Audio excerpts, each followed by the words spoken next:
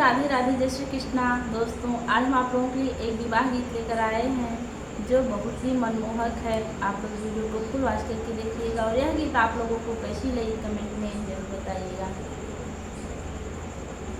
उरवही दिसवा से आवेला मलियवा हो, पुरवही दिसवा से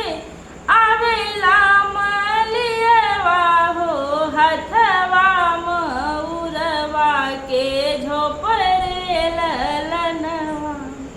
हथवा मऊरवा के झोपरे ललनवा, किया मऊरू ले गया से गजा धरे, किया मऊरू ले गया से गजा धरे, किया मऊरू ले भगवान रे ललनवा, किया मऊरू ले भगवान रे ललनवा, नाही मऊरू ले गया से गजा धरे, नाही मऊरू ले गया से गजा धरे, नाही मऊरू ली भगवान रे ललनवा, नाही मऊरू ली भगवान रे ललनवा, मऊरू तले दुल्हे कवन रमा, मऊरू तले दुल्हे कवन रमा, बान्ही ससुररिया में जाए रे ललनवा, बान्ही ससुररिया में जाए रे ललनवा, ससुरु दुअरवा चंदन के पेड़वा हो, ससुरु दुअरवा चंदन के पेड़वा हो, अरुझ मऊरवा के झोपरे ललनवा, अरुझ